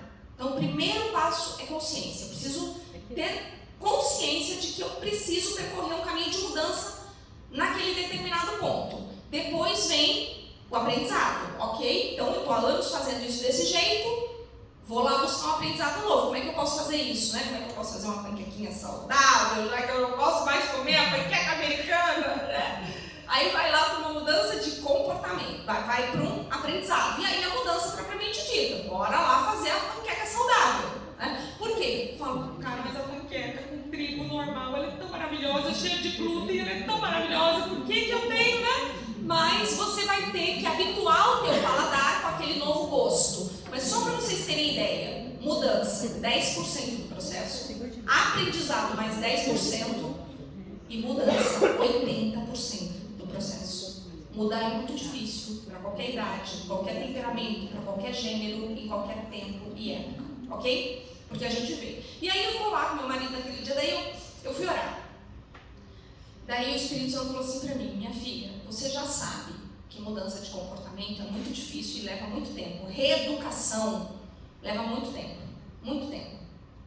Educou errado, primeira infância, vai dar um trabalhão. Ele falou, então assim, você tem 2 alternativas. Ou você vive o processo da reeducação com paciência, porque leva tempo, e até agora você só fica gralhando, desde que você casou com ele, você só fica berrando, gralhando, brava, você xinga, você fica inconformada com tudo isso, e eu te entendo, mas ou você percorre o processo da reeducação com paciência, ou você faz e para de reclamar. Do que é que você vai dar conta? Eu falei, eu vou dar conta de fazer e parar de reclamar, porque eu não vou aguentar tanto tempo para essa reeducação, então eu vou fazer e vou parar de reclamar. Eu acho que eu vou dar conta disso, que eu não vou conseguir deixar a toalha na cama, no chão por uma semana. Não vou conseguir. Aquilo vai me irritar e eu vou brigar tudo de novo, então, ok, eu vou começar a fazer e vou parar de reclamar. E eu fiz o propósito com Deus. Falei, Senhor, me ajuda. Espírito Santo, é uma coisa assim que o Senhor vai ter quase que me arrastar, puxar meus cabelos, assim, vai ter, não sei o que o Senhor vai fazer, mas eu não posso mais reclamar.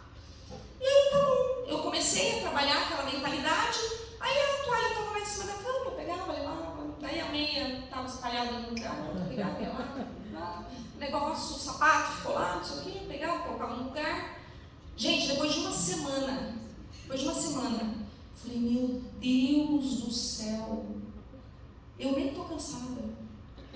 Reclamar dá muito mais cansaço e trabalho do que pegar a toalha e colocar no lugar. Sem reclamar. Falei, meu Deus, eu nem estou cansada. Era só a toalha. Só que pasmem, gente, pasmem.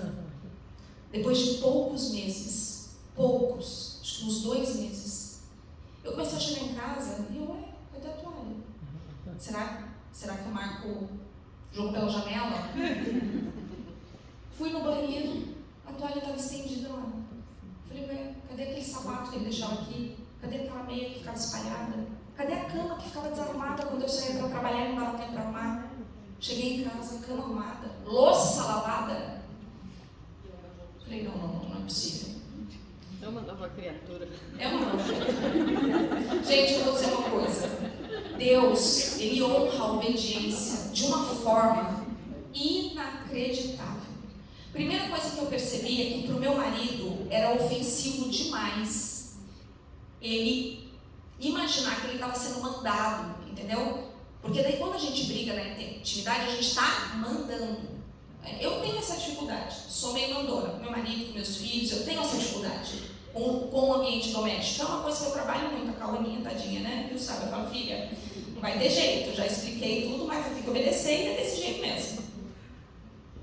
Então, só que perceber aquilo, eu percebi que quando eu comecei a exercer o meu papel de forma mais leve, e essa foi a palavra da minha terapia, a palavra do meu processo terapêutico, por causa do meu temperamento, à tarde eu vou falar um pouquinho para vocês sobre temperamento, foi leveza. Eu tenho um temperamento que me coloca numa tendência de colocar muito peso sobre as coisas, muito peso.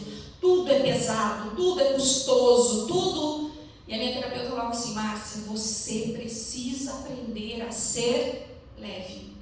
Você precisa aprender. E foi isso que eu percebi. Eu percebi que quando eu guardava aquela toalha, eu estava sendo leve. Ficou leve.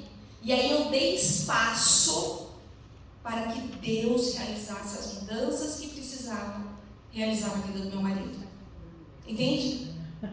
Então, gente, hoje ele conta uma piada, esses dias ele contou de púlpito lá na igreja, né? Ele falou assim, gente, depois que eu descobri o Mr. Músculo, foi libertador. Ele ama aquele Mr. Músculo, ele ama, ele espirra tudo assim. Mas que produto é esse? E ele limpa o fogão, e no dia que eu cheguei em casa, porque daí eu lavava a louça, né? Lavava a louça e a pia tava água pra tudo. Sabe aquelas poças de água? Assim, a louça tava lavada. Meu Deus, e eu já chegava com aquele jeito. Mas e a poça de água? Falo, como é que faz, né? Aí eu, não fala nada. Aí eu ia lá, pegava o rodinho, né? E ele vendo ali. Né? Como é que os filhos aprendem? A primeira forma dos filhos aprenderem não é observando, não é imitando. Gente, a imitação, ela tem um poder absurdo no processo de aprendizagem. Então eu ia lá, me reclamei e puxava. Gente, vocês não têm noção, meu marido não deixa uma gota de água na pia mais. O dia que eu cheguei em casa e a louça estava lavada e a pia estava seca, eu falei, meu Deus, como é que você fez isso? E o rodinho, esse rodinho é mágico. Inclusive, compra outro, Márcia. Né? Então, assim, meu marido não é um expert em tarefas domésticas, nada disso. A rotina dele é bem puxada, a minha rotina também é bem puxada, mas hoje a gente se ajuda de uma forma muito diferente. Muito diferente. Eu tenho uma história, eu vou contar uma história do meu filho e da minha nora. A minha nora, ela parte perfeitamente complementar ao meu filho. Perfeitamente. Ainda bem que é ela, minha nora. E agora eu também tenho um futuro gênero, né? Que também é a parte perfeitamente complementar da Cauaninha. Mas o meu filho, quando ele casou, a Camille, eles estavam há poucos meses casados, a Camille teve que fazer uma viagem para Curitiba a trabalho. E foi a primeira vez que ele ficou lá no apartamento, né, que eles moravam na época, um apartamento pequenininho. E a Camille ia voltar, então ele ligou para mim. E ele falou, mãe, pelo amor de Deus, mãe, vem aqui me ajudar. Mãe, eu não sei o que eu passei no chão, mãe, que o chão tá inteiro melado, tá tudo melecado, mãe. Mãe, vem aqui me ajudar porque a Camille vai me matar. Eu falei, meu Deus do céu. E eles eram recém-casados. E eu falei, não, o que você passou? Não, mãe, eu passei um produto aqui no chão, não sei o que, mas tá tudo melado. Eu falei assim, eu vou aí te ajudar. Eu vou aí. Mas você vai ter que falar pra Camille que você pediu minha ajuda. Você vai, não, mãe, eu falo qualquer coisa. Vem aqui, mãe, a Camille fotografou tudo, mãe. Eu tenho que deixar no jeitinho. Diz que ela arrumou tudo, fotografou tudo.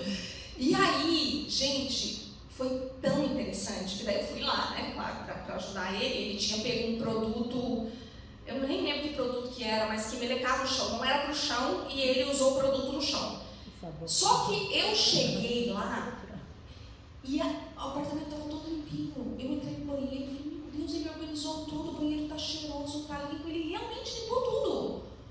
E daí eu não fiz, vamos lá. Daí ensinei, ó, o produto do chão é esse, né? A gente, enfim, arrumou lá. Daí eu falei assim, eu tenho certeza que muito do aprendizado dele também não foi. Eu nunca parei para ensinar Pedro, vem cá, né? Você precisa arrumar, você precisa lavar louça. O ambiente se tornou muito colaborador, mas principalmente depois que ele começou a ver o pai. Depois que ele começou a ver, ele falou, poxa, eu também vou ter que ajudar. Então, quer dizer, já é uma geração diferente. Embora o pai dele tenha sido criado de uma forma muito machista, o Pedro não teve uma educação machista. Então ele consegue reproduzir algo já diferente. Tem que fazer lá as mudanças dele? Tem, um monte. Mas aquilo que a gente observa, por isso que é tão importante. O que é mais importante? O que a gente fala ou o que a gente faz? É o que a gente faz. A mudança e o aprendizado de verdade vai ser através daquilo que a gente banca. Aquilo que você banca na mudança de comportamento é o que de verdade vai gritar na nossa casa e depois ao nosso redor. Vai gritar. Pessoas vão começar a vir para Jesus por causa das mudanças que elas vão estar observando na nossa vida. E isso é estar de volta ao jardim.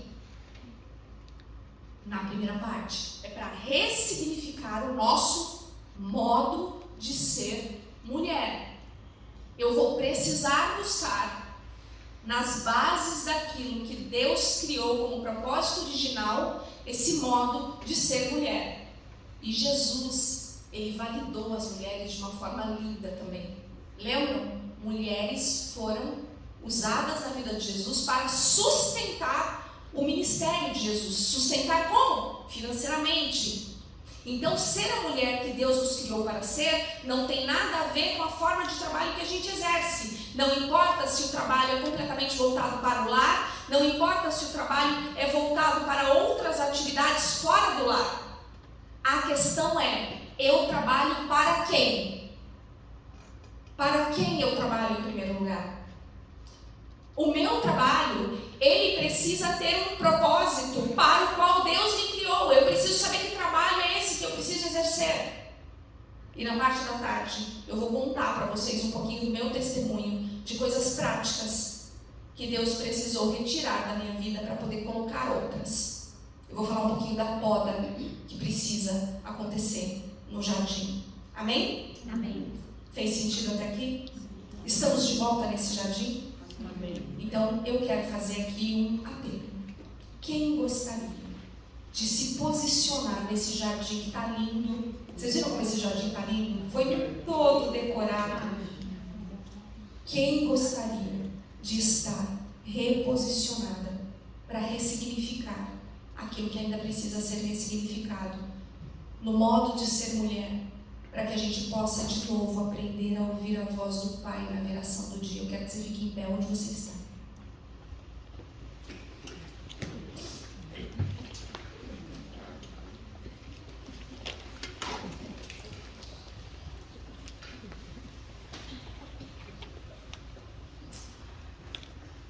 Amém. Pai querido, nós estamos aqui, Senhor, reposicionadas nesse jardim, Senhor.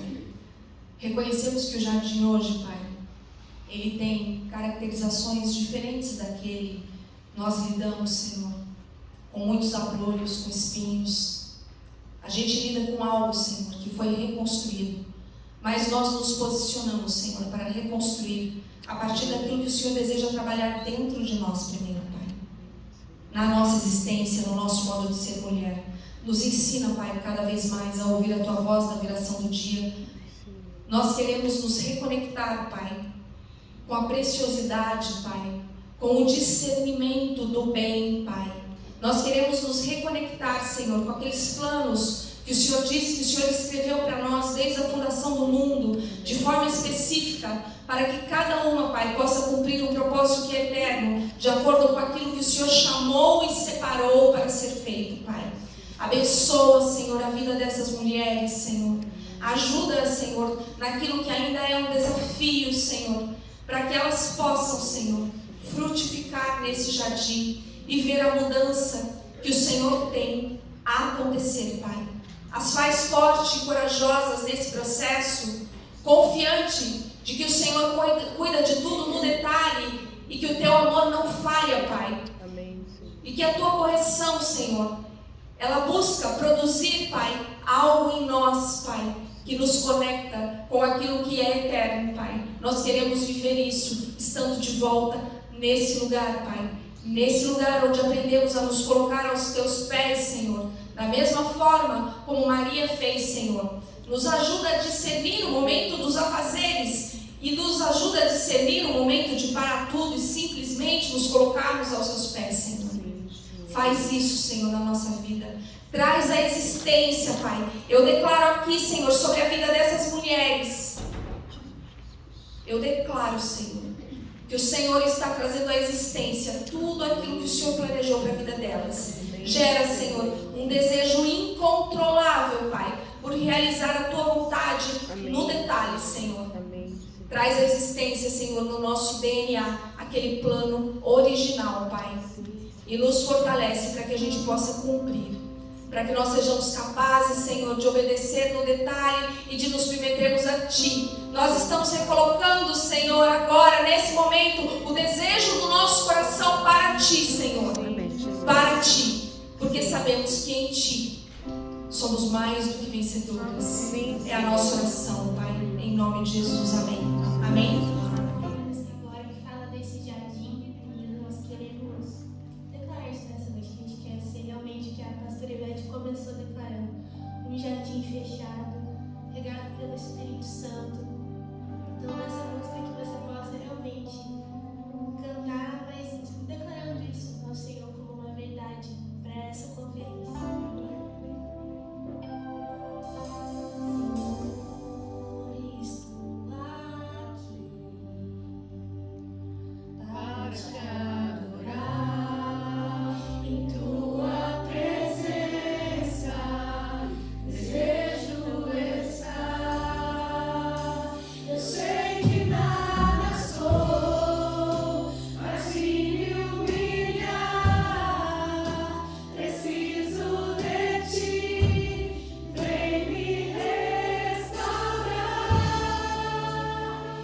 Yeah.